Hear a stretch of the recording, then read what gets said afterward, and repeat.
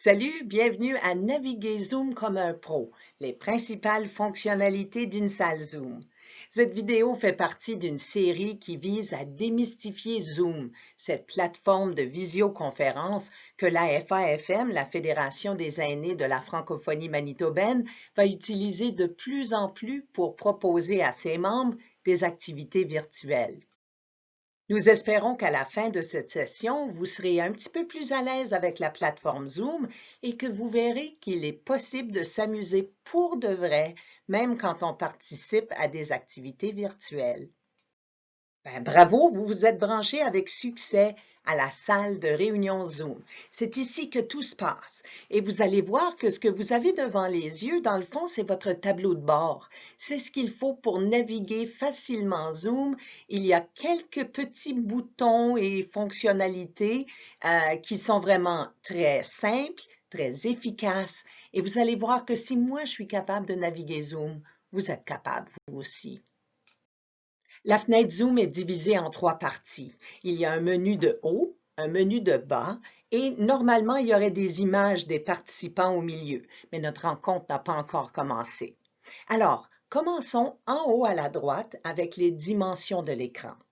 Par défaut, la fenêtre Zoom va s'afficher en plein écran. Si vous vouliez quitter le mode plein écran, vous pouvez soit appuyer à nouveau sur l'icône « Passer en mode plein écran » ou encore vous pouvez tout simplement appuyer sur Escape, ESC. C'est en haut à la droite de votre écran que vous allez aussi choisir votre affichage vidéo. Il y a deux options principales à Zoom. Vous pouvez voir principalement l'intervenant avec des petites images des participants par-dessus. Ça s'appelle l'affichage intervenant. Vous le voyez à la gauche.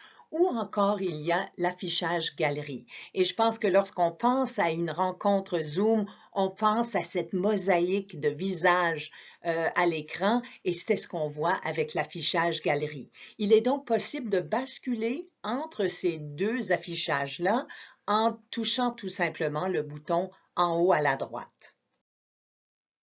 Si vous naviguez Zoom avec un téléphone cellulaire, c'est légèrement différent, mais le principe est le même.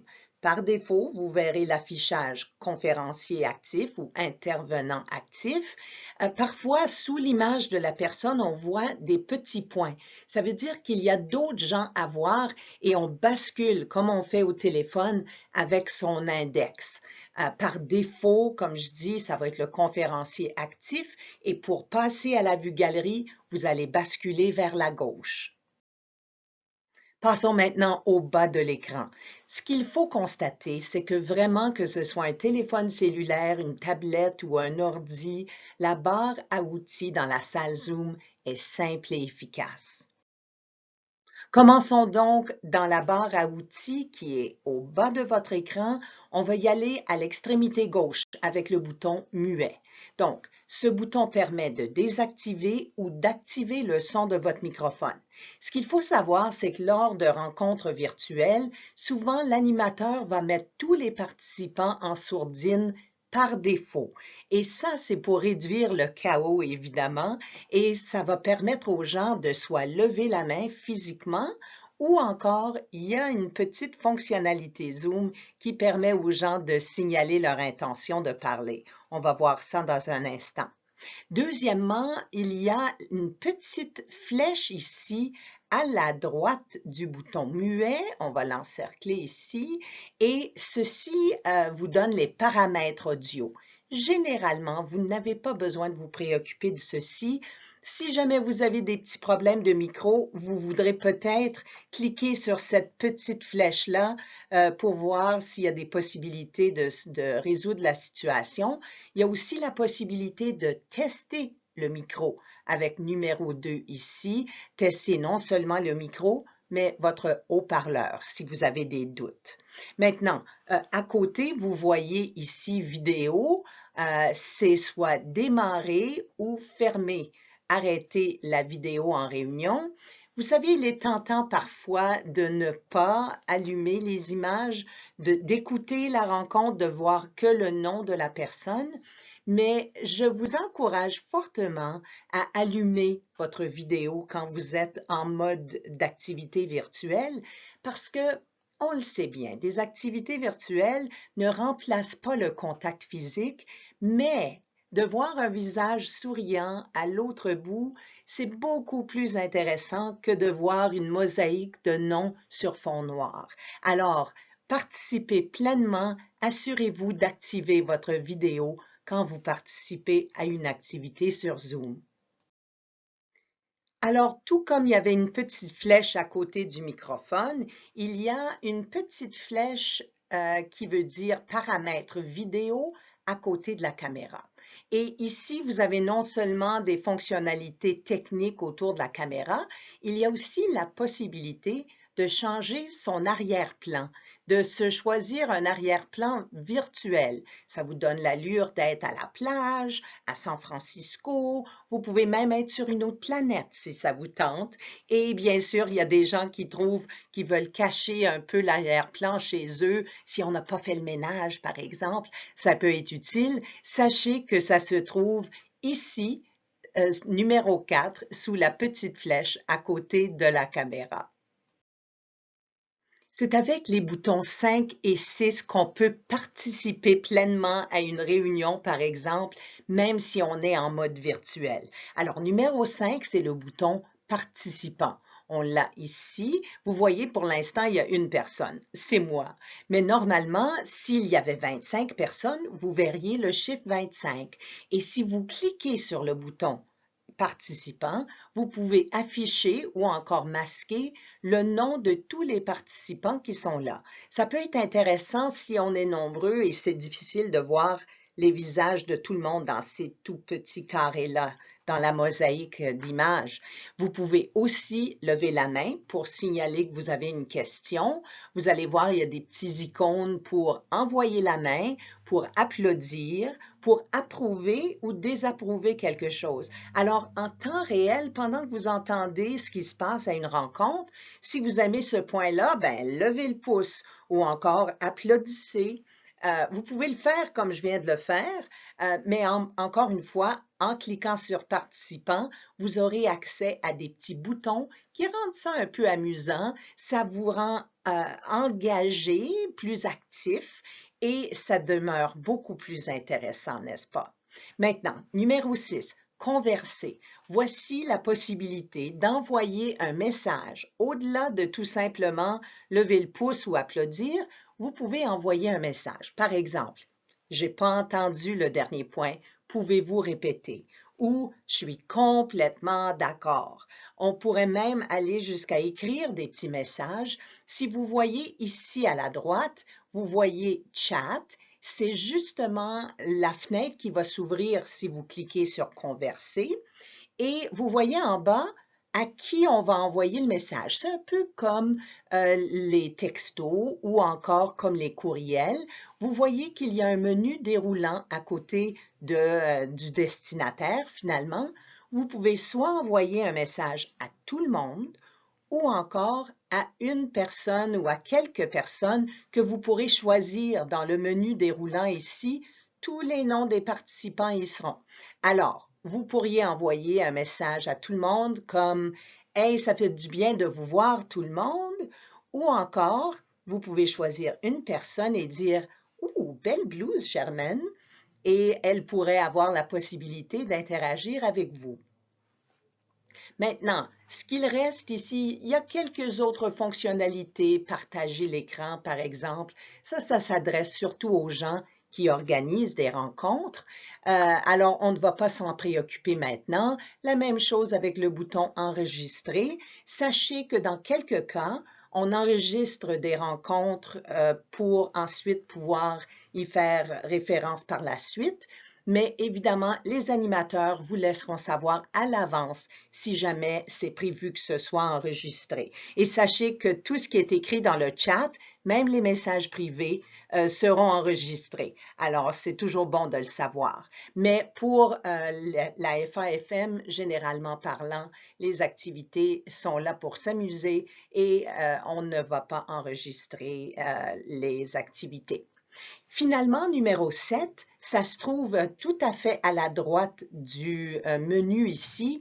N'oubliez pas que normalement, ça vit en bas de votre écran ici. Alors, pour quitter la réunion, on va en bas à la droite de l'écran, on clique et que ce soit à la fin de la rencontre ou si on doit s'absenter 5-10 minutes avant la fin, on peut quitter en tout temps en allant en bas et à la droite de l'écran. Alors, on vient de voir la barre à outils en utilisant un ordinateur, mais qu'arrive-t-il si on utilise un appareil mobile? Évidemment, l'écran est beaucoup plus petit, donc les mêmes outils sont présents, c'est juste que, faute d'espace, quelques outils sont, je dirais, cachés. Vous voyez ici qu'il y a le microphone, vous voyez la vidéo, vous voyez les participants, et il y a ici les 3 petits points de suspension. Ça, c'est aussi vrai pour l'ordi que pour le téléphone cellulaire, parce que à l'ordi, si on a rapetissé notre écran, si on n'est pas en mode plein écran, parfois, on n'aura pas assez d'espace pour tous les boutons. Alors, ça va se trouver dans un menu où on va lire soit plus ou more et on va voir les 3 petits points de suspension. Pour vous donner un exemple, il faut cliquer sur Participants au téléphone cellulaire afin de voir le chat, la fenêtre conversée.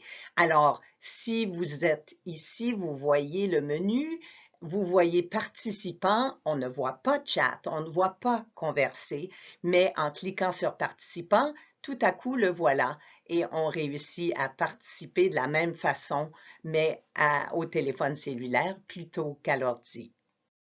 Et bien sûr, l'écran d'un iPhone diffère d'un écran Android. Alors, vous allez voir que les fonctionnalités sont là, mais la disposition à l'écran sera légèrement différente. Ici, je vous avais parlé des petits icônes pour participer, pour applaudir, tout ça. On peut également mettre des icônes pour rire, pour dire qu'on est surpris, pour dire qu'on adore, les emojis, comme on dit. Alors, il y a toutes sortes de possibilités en cliquant sur ces 3 petits points de suspension. Il est possible de naviguer Zoom sans se casser la tête. Et en partie, c'est parce que la barre à outils est simple et efficace. Peu importe si on accède à Zoom depuis l'ordinateur, la tablette ou le téléphone. La meilleure façon de devenir plus à l'aise avec Zoom, c'est de zoomer plus souvent. C'est en forgeant que l'on devient forgeron. Alors, plus vous allez participer à des activités virtuelles, plus la navigation sera facile et surtout, plus vous allez voir qu'il est possible de profiter pleinement de ce nouveau moyen de rassembler la communauté des aînés sous un toit virtuel. Et si on veut s'exercer, si on veut zoomer plus souvent, où aller pour le faire, on a une excellente suggestion pour vous. Connect-Aîné, c'est votre centre d'activité à distance. Notez le site web connectaîné.ca et il n'y a pas d'accent aigu au E. Et c'est un site tout à fait inclusif qui va rassembler des aînés d'un bout à l'autre du pays. La FAFM, la Fédération des aînés de la francophonie manitobaine, est partenaire de cette très belle initiative. Quand vous cliquez sur connectaîné.ca, vous voyez qu'il y a un calendrier interactif à la droite. Au milieu, on voit les activités d'une province ou d'une autre. Ici, on a activé le Manitoba. On voit qu'il y a déjà quelques activités virtuelles à l'horaire et vous avez la possibilité de cliquer sur les activités dans des provinces lointaines parce que dans le fond, avec des activités virtuelles, on peut participer à des activités qui se passent d'un bout à l'autre du Canada sans même quitter son salon. C'est quand même génial. Alors, comme vous voyez, il est possible de zoomer comme un pro sans se casser la tête. J'espère que de plus en plus, vous serez à l'aise avec cette plateforme Zoom et avec les activités virtuelles parce qu'avec l'arrivée de l'hiver, il y aura de plus en plus d'activités virtuelles à votre disposition. Et vous savez, il est possible de participer pleinement à une activité virtuelle, mais de s'amuser pour de vrai. Si vous avez des questions, visitez le site Zoom pour découvrir des articles et des tutoriels en anglais et en français et suivez la FAFM sur les médias sociaux aussi puisque nous produirons d'autres vidéos et il y aura toutes sortes de ressources pour vous aider à démystifier davantage les activités virtuelles et les plateformes comme Zoom. Ici Monique Lacoste pour la Fédération des aînés de la francophonie manitobaine.